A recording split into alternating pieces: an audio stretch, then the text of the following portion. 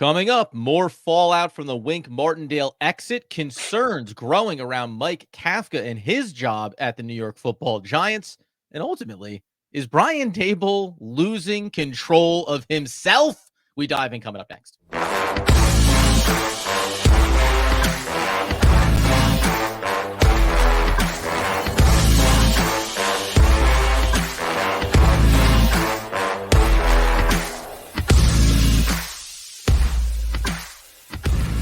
Yes, my friends, it is OGP, the One Giant Podcast, where you know that we are your hosts. Over here, Adam Armbrecht. Over there, Andrew Makowitz, who's always healthy, always wealthy, always wise. We're going to talk about Wink Martindale. We're going to talk about Mike Kafka. It all falls underneath the Brian Daboll umbrella. And yes, we'll tie things up with a pretty little super wild card weekend bow. But Andy, of course, we knew that, as is the case, whether you're in middle school or in the NFL, the little nooks and crannies of a story keep coming out here, this time from Pat Leonard, illustrating maybe a little bit further what the rift was with Brian Daboll and Wink Martindale.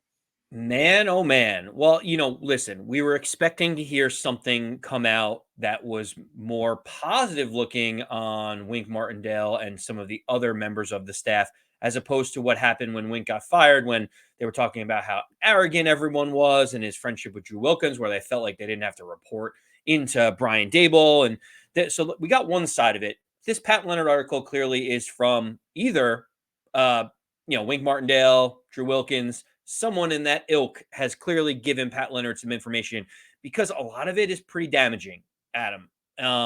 We'll start on the Wink side of it. Sure. So basically on the Wink front, because I think there's more important pieces to touch on here. But on the Wink front, it feels like they were saying, I don't know if you felt the same way, but I felt like a lot of it was like crying over spilt milk. Like, it started in training camp when Brian Daboll asked Wink Martindale to stop blitzing so the offense could create offensive packages. They're like, that was the straw. That was like the first straw that broke everyone. It's like, well, that kind of makes sense. He's like, okay, we know you guys can blitz and like you're going to be aggressive during the season, but like we have to install run plays and packages and screen passes for like when other teams don't blitz as much as you do, Wink Martindale. So like, can we cool it just like a little bit? The fact that that was mentioned as like the first time where there was like serious issues between them, to me, was funny. I don't know how you interpreted that.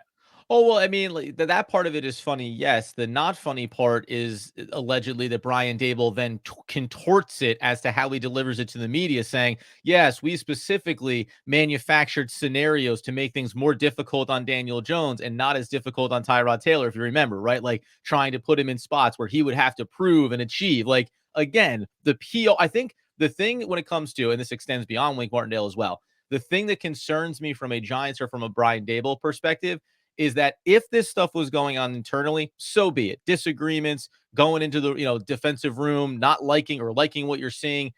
The fact that Brian Daboll seems like he was putting his own version of it when it came to expressing it or trying to do the public relations version of it, the game balls, right, to Wink Martindale after a victory in the season. That's the part that's concerning to me, because it just a little bit, and I think it keeps getting illustrated here as we'll get to Mike Kafka on the offensive side. It continues to illustrate something about Brian Daboll that wants to be in total control of things and clearly was not in total control, for better or worse, whether it's Wink or otherwise, right? He did not have control of his staff and control of his team. So you're trying to like fix the narrative in some way. I'm not blowing up Brian Daboll here, but it just mostly it all seems comical.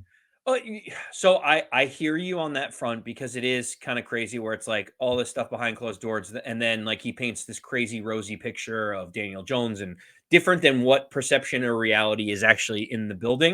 Right. Like, I don't mind it from Brian Daboll, because what you've learned, especially over this year, is that he does try to keep everything in house, and he does try to keep kind of the wall up where it's like, yeah, there could be arguments between family Sure. members Yeah. here behind everything, but like, out to everyone else, like, let's paint the rosiest scenario for everyone involved. So for me, like, I kind of understand it. It's basically like the Bill Belichick way of doing things, where like whatever's going on behind you, like the media doesn't need to know. You just need to like hear a version of it that makes our job like not as hard. So like it didn't feel like it was really hurting Wink Martindale. Like, it's not cutting Wink's legs out from under him in that point, right? No, and I think the last part, because I want to get to this Kafka really, because it's the more interesting now storyline here in the offseason for the Giants. I think it's just more that you're hearing not that about keeping it internal, but that you weren't on the same page, right? Like that's really the concern here is you weren't on the same page with your coaching staff and you weren't able to figure out how to be on the same page. The fact that Wink Martindale is exposing how bad the offensive line play was, guess what? I'm not telling you come out to the public and say, hey, our O-line stinks. But what would be the way to do that is to say, hey, Wink Martindale is showing us areas that we need to improve, right? He is letting us know that, the offensive line needs to be better. Daniel Jones needs to be faster on blitz pickups. The wide receivers need to create separation. I think that's a little bit of the difference here, where the divide between Wink Martindale and Brian Daboll then created it's Brian Daboll defending the offense and those players against your own coach and Wink Martindale and what that defense is trying to do. That being the case, let's turn it over to Mike Kafka because he's the guy that's still technically on the coaching staff. We say technically because he's interviewing for some head coaching jobs. Now there's rumors about lateral moves potentially for him to another OC position. Before we even get into the elements from the Pat Leonard article regarding what was going on the offensive side, it would be disastrous if Mike Kafka leaves for a lateral move to another offensive coordinator position, because that would be indicative of the things that are going wrong here, correct? I don't know, Adam. I mean, you had that as the foregone conclusion. I don't Not foregone I don't conclusion, but if he leaves and I'm just saying, if he were to leave for an offensive coordinator job, that would be pretty damning if now your veteran defensive coordinator has a rift and ends up firing, parting ways, giving back money, he leaves, and then Mike Kafka turns around and through the process just basically says, from a career standpoint, I'm better suited, not elevating to a new role and just taking the same position somewhere else because maybe I'm just never going to get the chance to showcase my value based on what we think could happen here in the upcoming season. Well, based on the things that came out in the article, which we're going to get to, I don't know if it would be a disaster if Mike Kafka leaves. And so, like, maybe I'm on a different planet here, but it's like when Brian Daboll took the job, they basically told him, allegedly, Yeah. that Mike Kafka was going to be the hire at offensive coordinator. And all the questions when it first happened were like, who's going to call the plays? You were so good at calling plays for Josh Allen. Who's going to call the plays? Then it's like, well, Kafka showed his creativity with the Kansas City Chiefs, learned from Andy Reid. You could learn a lot from him. And then you hear in the article that there was a lot of issues in terms of play calling and friction between Brian Daboll and Mike Kafka, where Mike Kafka would get play calling duties taken away from him, then give him back, then taken away, and then give him back. And there's given to the QB coach. Tierney at some point I think had it. They allegedly during the article said, and like there was cursing out of from Brian Daboll to Mike Kafka on the headsets. Joe Shane had to step in at some point and listen to the headsets. So like, right. Joe Shane is now monitoring games for a 4-game stretch in the season. Joe Shane hops in because he's like, well, apparently there is a world where the guy that I hitched my wagon to and brought in, and Brian Daboll as my head coach, is totally losing his mind on the sidelines. Game plans are instituted. Analytics are saying, hey, this is what we want to do. Here's how we want to approach it. He's sitting there on the sideline saying, I want a running play. Kafka calls a running play. Running play doesn't succeed. He freaks out because it's not the right running play or the running play wasn't successful. You neuter. So you neuter your offensive coordinator. You make him look like he's incompetent. But you also give yourself a safeguard against you looking incompetent because you're still technically one layer removed from who called the plays. You give it to Tierney because maybe you think, I don't like Mike Kafka as my coordinator and I want to prepare a little bit for what could be down the road. Whether or not, here's why it's a problem. Because, and this has been true for the Giants organization over the last handful of years, if it is that we had John Mara, once again, right, stepping in and saying, or Joe Shane, it could have been anybody, saying, well, we'd prefer to bring in Mike Kafka as the OC. So once again, we love this head coach in Brian Daboll, but also we don't entirely trust him. We'd like to bring in some guys that we recommend him. Okay, fine. Then you get him in there, though, and not unlike Wink Martindale. So in the 1-to-1, Brian Daboll is doing things to undercut Wink Martindale publicly, or privately, I should say, and they're having their rift. Now, with Mike Kafka, if he didn't want him to be the OC, then basically what he's doing throughout the year is undercutting him and undermining him. He's saying, not successful enough, not good enough. And then again, it takes the layer away. So now it's not that, well, was the offensive line terrible because Wink Martindale was exposing that in the offseason? No. It's that he wasn't letting us install our offensive systems, etc. And it was Bobby Johnson, who we all believe was a bad offensive line coach. By the way, that's the one guy that Brian Daboll did bring in to his coaching staff. So it keeps painting a picture where Brian Daboll seems to be having a hard time staying even-tempered and even-keeled. game to game, play to play, week to week, and over the course of an entire season. That creates disruption. It creates dysfunction. And I'm not saying that that's it for Brian Daboll, right? But it at least creates a big pile of questions here around how he is as a head coach. So it's funny though, because think about what winning does. Like a year Of ago, course.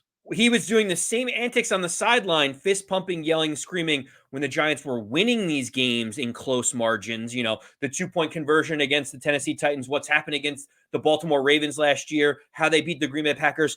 There was a demonstrative Brian Daboll cursing, yelling, and screaming on the sideline, and it was like he had changed the culture. They were for the better. Now things are going sideways, and that same demonstrative things where he's cursing and negatively impacting the offensive coordinators. Now they're like, he's lost the plot. He's not doing things right. So I think it's a little tough for everyone to be so excited about the fiery guy on the sideline when things are good and expect him to just like be quiet or be like a church choir boy when things are going bad. So like the other thing I will say on this is very simple. He didn't hire Mike Kafka. He clearly didn't like play calling abilities different parts of the season. The reason why I'm saying it wouldn't be an unmitigated disaster for the Giants as a whole if Mike Kafka were to leave is because if we are saying Brian Daboll is the guy to lead you in the future, which a lot of questions about that have been popping up, then give him whatever offensive coordinator he wants and let him decide fully if he wants to be the play caller or not. Because if he's going to go down with this ship, give him the setup so that he can't point to Kafka half the time and then absolve himself the other half. Either do what it is that you want to do and have the person that you want there, so like there's no qualms about it once if this thing doesn't work next season. Of course. Yeah, yeah. Like, and again, and that's my point. Like, I'm not saying, oh, it's all off the rails here, but just it's kind of to your point about, yeah, winning does cure a lot of it, does cover up a lot of things. Or if you're winning, it means that the process works, right? But now at this point, when we're hearing, well, yeah, these coaches didn't really like each other a year ago either, but they were winning. This is, could also be players don't love the offensive play calling, but you're winning, right? So every time that you win a football game, you go, listen, how can we argue with it? But now, if it all regresses back to the mean and you think this team is a 500 ball club, if they go 9-8 next year and all the same themes come out after the season, there will be real questions because is that enough winning, right? If you don't make the playoffs, does that mean the process is bad? If you make the playoffs but lose in the first round, does that mean the process isn't good enough? If you go 6-10 again, 6-11 again, then obviously the process is broken, right? So that's why I think it needs to be looked at and analyzed on a results regardless. And this is something that we use on the NBA side when we talk Brooklyn Nets. Good process, bad results doesn't mean that the process is bad. As in, if you're firing away wide open threes and they don't go down, it doesn't mean that it was a bad play. The shot didn't go down. Right now, it's, results could be good or bad, but you still got to examine the process. And that's the big question mark for Daboll right now. Yes, I agree. It's tough because also, like, we don't know if the process is good. Like, the play was open and Daniel Jones didn't make the play, or the deep threat was there. If the offensive line could have held up for like eight tenths of a second. So that's a difficult part. What I will say is fascinating, Adam, is so you hear that he's already interviewed for the so speaking on Mike Kafka, he's already interviewed for the head coaching position of the Titans. He has been requested and is going to interview for the head coaching position with the Seattle Seahawks. He had 3 head coaching interviews last year. Clearly, teams are not like put off by the fact that Mike Kafka was the offensive coordinator of the 30th ranked scoring offense in the league. There's still interest this season. I think what was very, very interesting was Ryan Dunleavy of the New York Post came out and said, he's got a couple head coaching interviews. They're also, maybe a lateral move that he would be interviewing for, if it comes to it. And someone kind of followed up with that and was like, yeah, but that would mean that the Giants would have to let someone request permission to interview him. And Ryan Dunleavy said, I said what I said.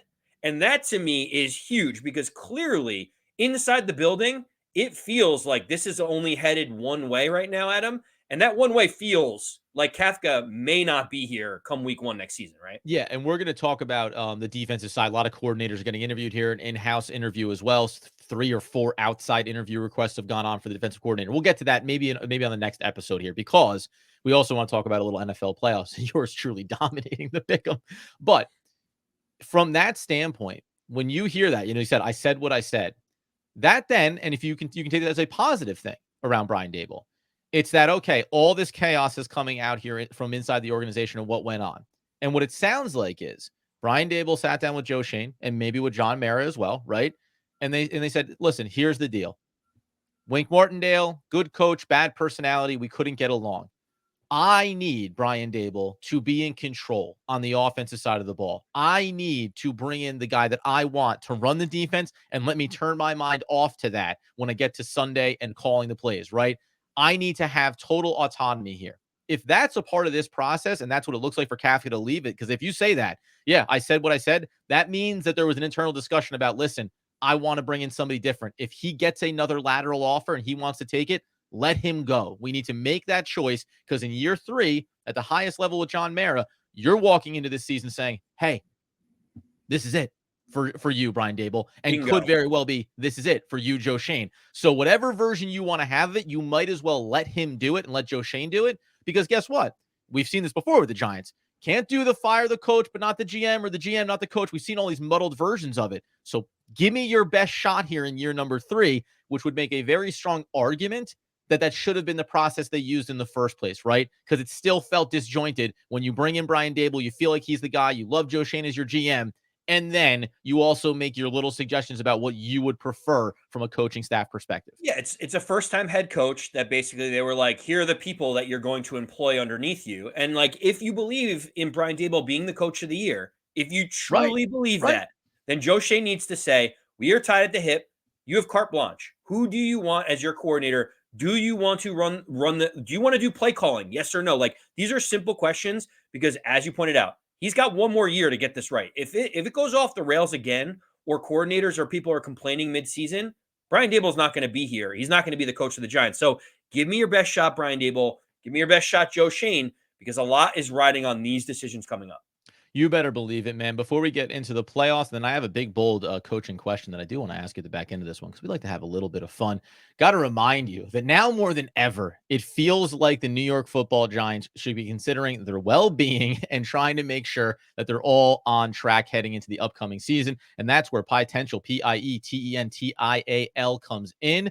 It is the opportunity using a free survey on the individual level. It's an online well-being assessment. It allows you to track your progress. It allows you to take different tasks on to improve your state of well-being. It's really just a nice little tool to make sure that the things that you're doing personally are continuing to carry forward in your life. So check out Pietential.com today, where we know that Pietential is, of course, the life balance and population well-being realization system. Now, when we turn our attention then over to the playoffs real quick here, I do have to say, Andy, we had our little coach battle. We flipped a coin, a host battle, coach battle. Maybe Andy and I are taking jobs in the league. You don't know. There could be some openings around the New York Football Giants. We said we were going to flip a coin and break it down, AFC and NFC. We won every other game.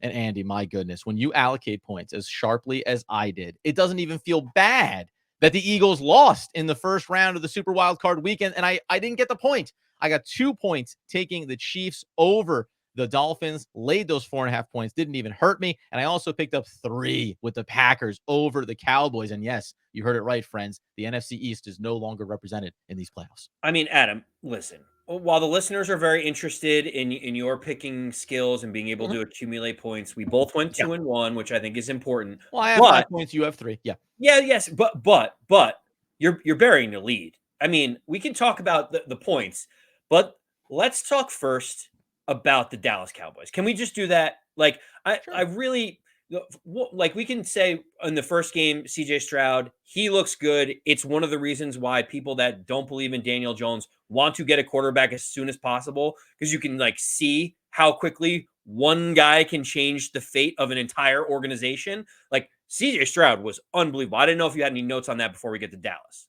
Oh, no, he's phenomenal. Yeah, I mean, listen, and by the way, you don't have to look too far to the Carolina Panthers and what it means to make mistakes or make the right choice when it comes to a high draft pick. And I think, listen, this is always a great narrative. Rookie quarterbacks making runs in the playoffs, I love it. So I hope that the Houston Texans do go. DeMeco Ryans really matters in this equation as well, right? The right head coach, the right quarterback, wouldn't you know it? That means a lot to a team turning it around in quick order. And it is a reminder here, unfortunately, that the Giants are incredibly dysfunctional because there's a lot of organizations that have turned themselves around and then even fallen out of turning it around as well over the same time frame that the Giants have still been trying to figure things out.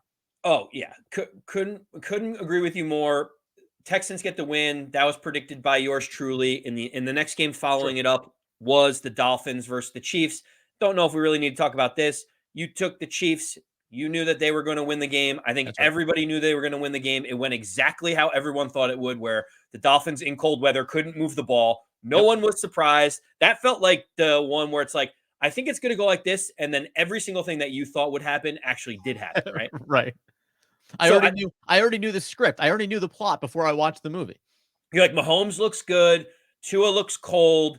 The Dolphins can't move the ball, and the Chiefs move on. Like I think that one of all the games was the least shocking in terms of how it actually went in game script, and that leads us to the Dallas versus Green Bay game, where Adam, I was convinced that your pick was going to be look so foolish Mhm. in terms of taking the Packers. I really did. Yeah. This year, the Dallas Cowboys have all pros at all different positions all over the field: offensive line, edge rusher, wide receiver, quarterback. Like had a was in the MVP conversation. They had everything. They were at home against a bad pass defense in the Green Bay Packers. They had everything. People were healthy. They looked really good.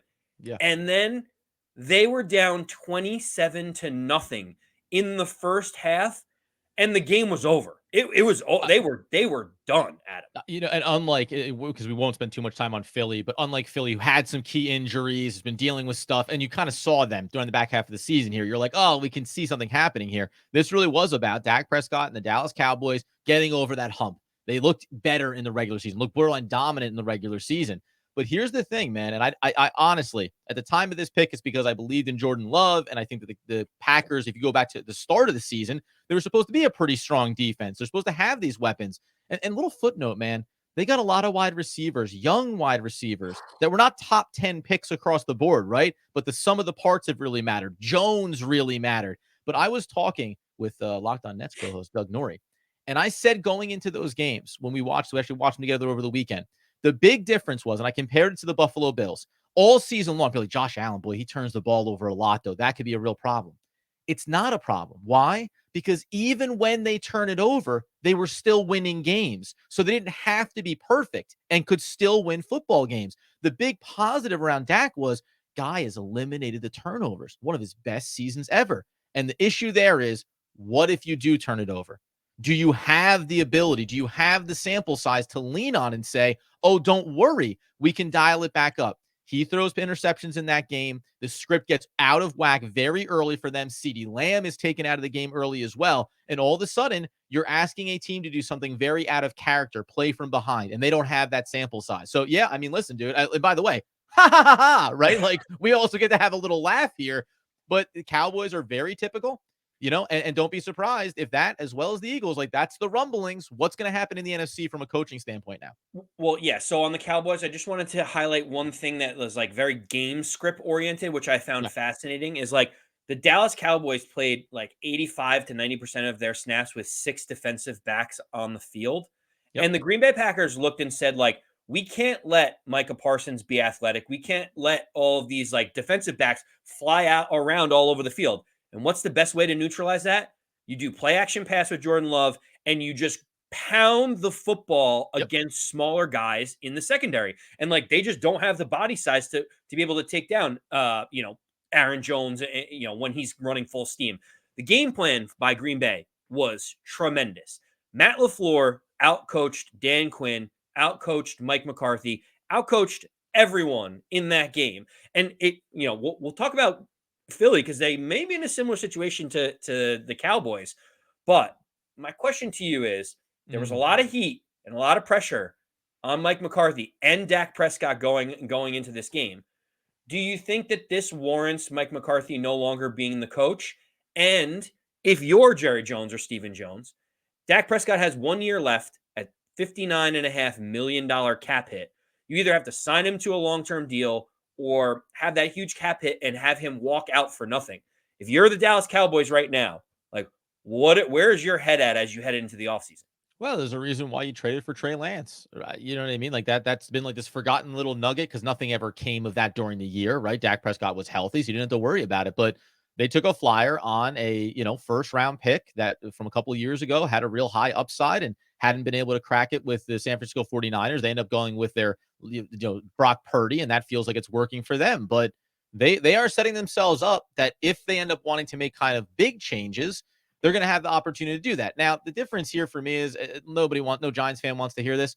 Dak Prescott is a very good quarterback. And I think, we talked about this before this season. You rank all these guys out. Oh, their success, the players. Well, okay, guess what? Name the last time that a Giants quarterback had a season like Dak Prescott had this year or last year or the year prior, right? There's something to be said for a quarterback that can be that successful. So if you're the Dallas Cowboys staring into the abyss of what could be, you look around the league and you see that uncertainty, but it is a lot of money and there is age factored in here. I think everything is on the table, and I'd be curious if you are the Jones boys. I think you potentially look at this offseason making the switch at head coach because it means show me if there's a difference here with Dak Prescott if we make that change, or is he what he is? Now, you could argue that it's too late in his career to say that he's anything other than what he is. Great regular season and a little bit of a choker, but Mike McCarthy is not exactly the highest profile coach if we think about the rankings of the all-time greats. Give Dak Prescott Andy Reid. What does it look like over the last handful of seasons for him, right? So that's a big question mark you have to have here. And you have guys like Bill Belichick. You have guys coming out of college from Michigan in the Harbaugh brother.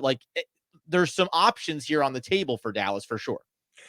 I mean, Dak Prescott in the regular season, 36 touchdowns, 9 interceptions, 4,500 yards. Adam, he completed 69.5% of his passes. He had 105 passer rating, which was unbelievable. He was in the MVP discussion, but this is consistently him underperforming in the playoffs.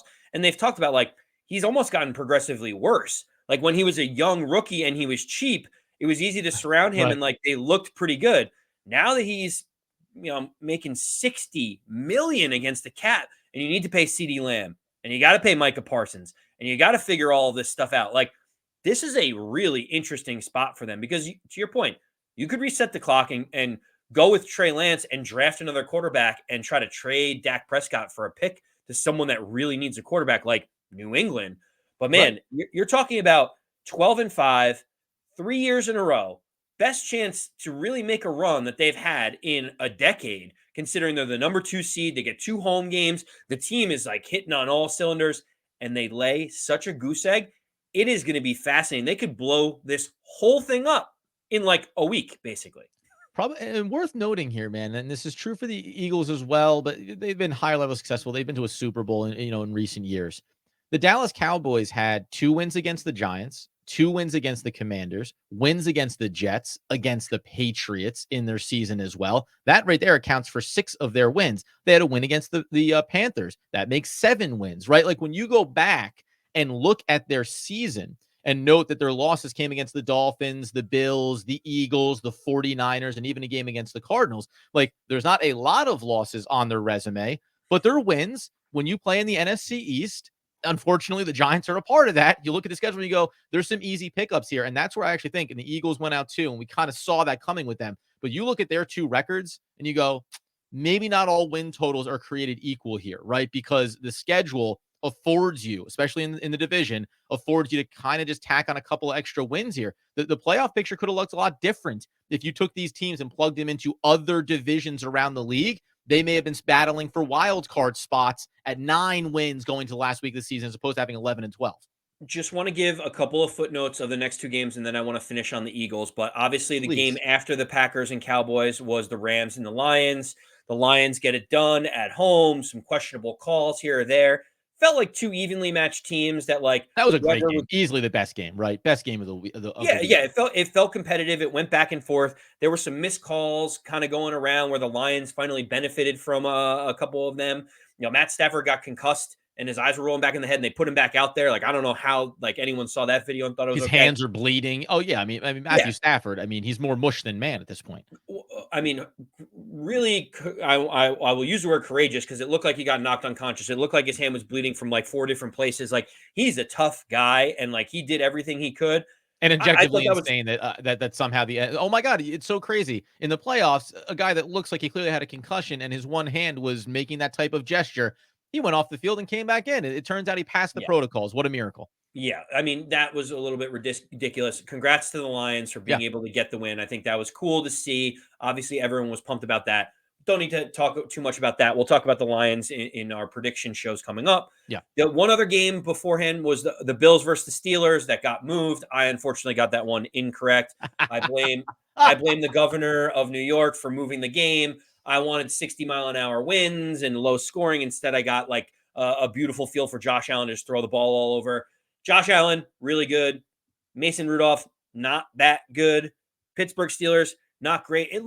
The one thing I'll say on this game, because I don't want to labor the point, Deontay Johnson and George Pickens look like they would rather be anywhere else other than standing out wide at wide receiver for the Steelers in the last like 10 games that they played. Do you get the same feeling that I do? Like they just don't want to be there?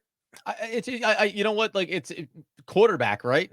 Whether it was Kenny Pickett and then they pull him, you go to Rudolph, and Rudolph played better down the stretch of the season and helped get them some wins. But if you're a young wide receiver, like you know what? And by the way, contracts are coming up, boys. Like it's hard to sell your value on the market, even if you are a great looking player and you've made some spectacular plays. Like I have limited opportunities, and Pickens had that. George Pickens had the fumble that he suffered there on one of his catches as well. But yeah, 100%, man. Like that's I think the weird thing about Pittsburgh. It's like you still won a lot of games, you still got to the playoffs. I think a lot of that goes to Tomlin. And then on the flip side of it, though, there's a lot of players that just feel like they're ready for when does this turn into my big contract? I get somewhere else. I play with an elite quarterback, and you can, from some standpoints, you can appreciate that when you see the lack of production there. Yes, and at the end, there's rumors and speculation that Mike Tomlin may end up taking a year off because he's like all the scrutiny and stuff is happening. Like, does not want to be able to do that. Najee Harris came out and said they need more structure and discipline, and he was alluding to like I came from Nick Saban's situation in Alabama, and that guy has everything buttoned up to a T. Where Mike Tomlin's more of a player's coach and kind of lets everybody do whatever it is they want to do. So I would not be surprised if there are sweeping changes in Pittsburgh, starting with like kind of a mutual agreement that Tomlin's going to step away to like let someone else deal with this mess. And so at the end of the day, starting tomorrow, we're going to be doing our weekly off-season series with the quarterback position and working our way through every single position. We told you about this one. Who's currently on the roster? Who are the free agents? Who could they go to market to get? What should they do in the draft? We're going to try to break that down into a fine powder tomorrow. And then the following week, wide receivers, running backs, all the way down the list. So be sure to be here for that. But I wanted to get to this philosophical question. Mike Tomlin, Jim Harbaugh, Bill Belichick. There's going a lot of names out there. Is there Nick any Sirianni? world?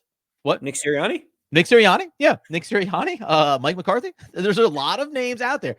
If you are the New York Football Giants, and I want to, because at the top here, and I've done this in these recent episodes talking about what's gone on with the coaching staff, and I've put a lot of fire at Brian Daboll's feet. I think it's all, it can all be speculated. It's all this big mush, and you hope it gets cleaned up.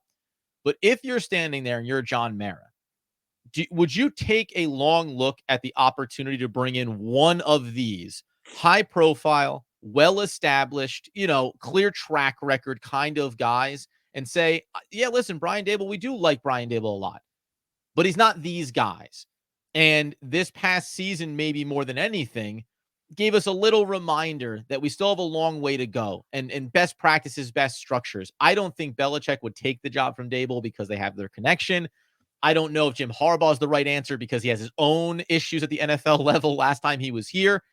But I do just find it interesting that this is a crossroads for the Giants. And maybe the head coaching options will not be nearly as impressive a year from now if they were to make that change for Brian Daboll and for Joe Schoen. So I do just wonder if it's like, maybe you want to be proactive rather than reactive. Would you even entertain that right now? So here's the thing.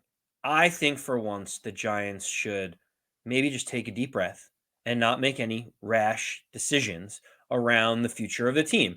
Like it feels like every 2 years we do the same thing over and over and over again.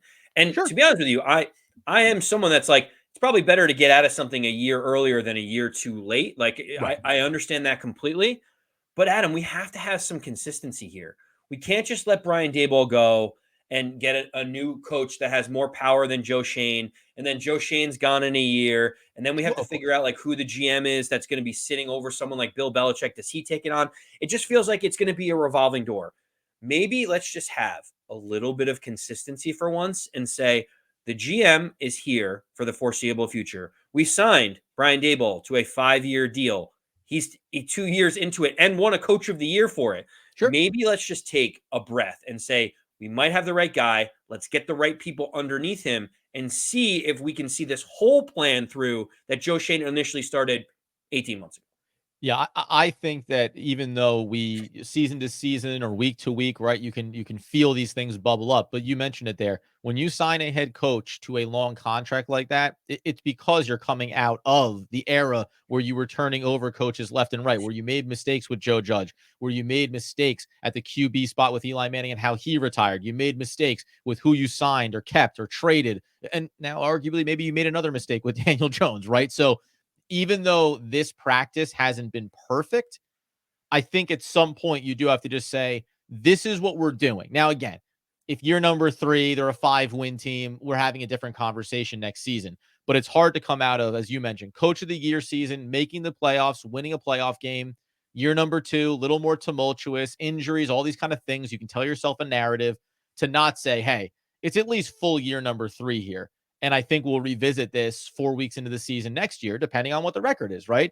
Because there is a world where I think Brian Daboll very much is on the hot seat next season if things aren't at least looking like they're going in the right direction. So there has to be progress made here. You need to be able to look back after 3 seasons and say, more good than bad, going in the right direction. And that's going to start with offseason, free agency, draft, and all that stuff. So it makes it fascinating, man. I tell you, I really thought when they hired Brian Daboll, it was going to be talk to me in 3 years. We won't even have a discussion about where we're at and what should or shouldn't happen.